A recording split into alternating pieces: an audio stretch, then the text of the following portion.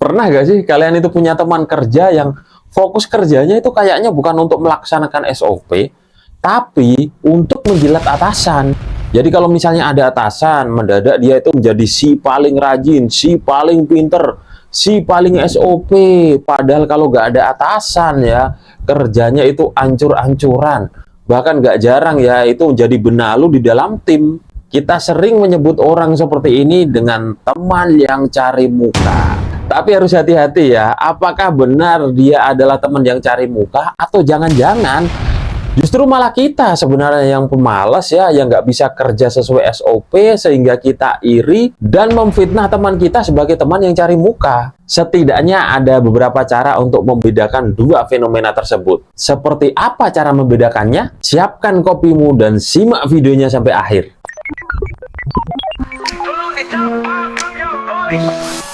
Yang pertama, kita bahas teman yang bener-bener real cari muka.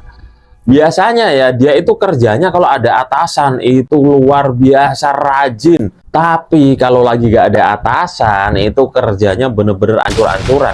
Dan gak jarang teman seperti ini itu biasanya rela untuk menginjak temennya sendiri. Yang penting dia bisa naik atau bisa dianggap keren sama atasannya. Intinya itu sering jadi benalu atau jadi teman yang toksik di tempat kerja. Aku sendiri punya pengalaman pribadi yang unik nih teman-teman.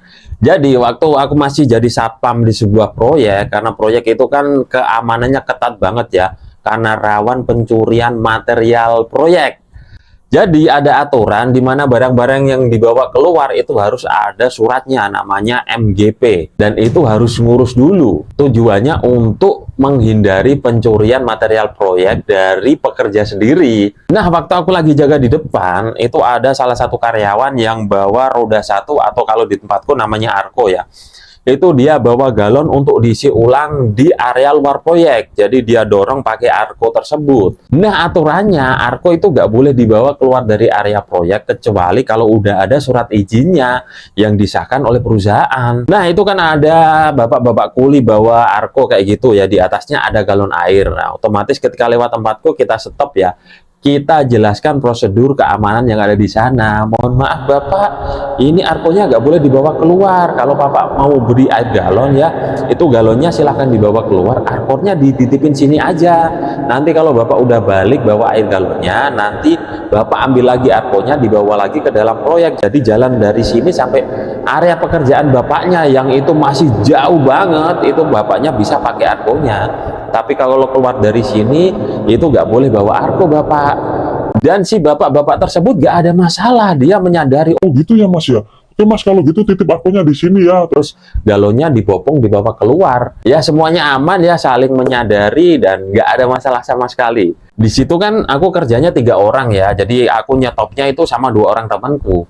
Tiba-tiba nih ada salah satu temanku dari pos lain ya, dia itu patroli gitu, datang ke situ terus dia tanya, "Oh tadi ada apaan sih?"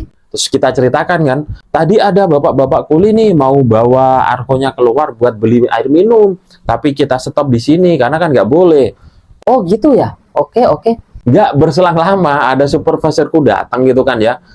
Dan belum nyampe ke tempatku, temanku yang patroli tadi itu langsung nyamperin supervisor tadi, terus ngomong kayak gini, "Dan ini tadi ada pekerja mau mengeluarkan Arko. Untung saya cegah. Kalau enggak, tadi udah dibawa keluar Arkonya, udah dibawa kabur. Untung aku stop Dan." Nah, kita bertiga kan kaget banget ya. Bukannya tadi kita bertiga yang menyetop bapak-bapak kuli tadi ya. Sementara temanku tadi kan nggak tahu kejadiannya, dia datang terus tanya kejadiannya seperti apa. Kok tiba-tiba dia yang mengakui bahwa dia yang menyetop bapak-bapak kuli tadi, terus mencegah bapak kulit tadi bawa Arkonya keluar, dan pengakuannya itu langsung di depan kita bertiga loh ya. Ya sebenarnya nggak ada masalah ya kalau misalnya kinerja kita diakui, toh itu bukan prestasi yang luar biasa, bukan sebuah pencapaian. Itu memang tugas kita sehari-hari untuk menjelaskan kepada para bapak-bapak kuli bahwa peraturannya seperti ini. Kecuali nih kalau misalnya kita menggagalkan sebuah pencurian besar-besaran atau skandal apa gitu, mungkin itu bisa dianggap sebuah pencapaian. Tapi kalau cuma mensosialisasikan aturan kepada para karyawan, ya itu kerjaan sehari-hari, bukan sebuah pencapaian. Dan supervisorku pun responnya ya biasa banget gitu waktu dikasih laporan. Dan untung ini arkonya aku cegah, kalau enggak dibawa keluar. Terus supervisorku cuma bilang, oh gitu. Terus udah gak ada respon apa-apa lagi. Ya karena itu memang bukan sebuah pencapaian.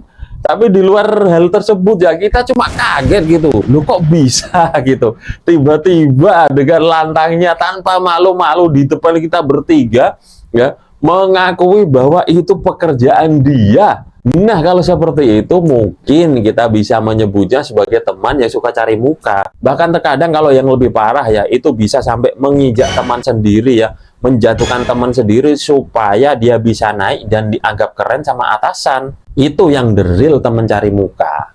Tapi yang kedua ya, terkadang ada nih orang-orang yang benar-benar kerjanya rajin sesuai SOP ya. Mungkin di tempat tersebut kebanyakan itu pada datangnya terlambat, atau kalau kerjanya itu ya biasa-biasa aja. Tiba-tiba datang karyawan baru yang di sana itu dia rajin banget, datangnya awal banget, kerjanya cepet. Terus akhirnya banyak teman-teman yang iri terus bilang, wah ini suka cari muka nih, dia mau menjilat atasan nih. Padahal ya dia itu kerja sesuai SOP, kan seharusnya memang seperti itu. Kita aja yang lebih malas daripada dia. Tapi mungkin karena kita takut dibanding-bandingkan ya, jadi sebuah standar baru buat atasan ya. Nih, ini ada yang rajin seperti ini, harusnya kalian seperti ini. Akhirnya kita merasa terancam terus menguncilkan orang tersebut. Nah, kalau fenomenanya seperti itu ya, berarti yang bermasalah adalah kita sendiri. Seharusnya kita support dong ya kalau ada teman kita yang kerja sesuai SOP. Terus kalau nanti dia yang diangkat jadi atasan gimana? Kalau dia yang dapat apresiasi gimana? Ya udah, itu memang layak karena dia yang kerja sesuai SOP. Kenapa jadi masalah? Kalau kita pengen seperti itu juga, ya kita bersaing secara sehat lah ya. Seharusnya kita juga kerja sesuai SOP ya, sebaik mungkin, bahkan lebih baik daripada dia. Tapi kalau kita nggak mau, ya udah, kita kan tahu plus minusnya. Bakalan aneh nih kalau kita yang males-malesan, kita yang nggak sesuai SOP. Begitu ada teman yang kerjanya sesuai SOP, malah kita kucilkan, terus kita anggap, wah ini penjilat nih, wah cari muka nih. Ya, itu artinya kita iri kepada teman kita yang kerjanya bagus. Jadi itu dua hal yang berbeda ya, antara yang the real bener-bener cari muka, sama temen yang kerjanya SOP tapi bikin teman-teman yang lain pada iri. Jadi sebelum kita mengecap ya, menstempel atau memberikan gelar kepada salah satu teman kita sebagai orang yang suka cari muka, ya kita harus koreksi dulu nih, apakah beneran dia orang yang suka cari muka atau jangan-jangan nih justru kita iri karena dia adalah orang yang rajin. Nah, kalau di tempat kerja teman-teman gimana nih? Kalian sering ketemu dengan teman-teman yang the real bener-bener asli cari muka, atau sering ketemu dengan orang yang kerjanya SOP tapi dikucilkan dan dituduh cari muka? Yuk tuliskan pengalaman teman-teman di kolom komentar sini.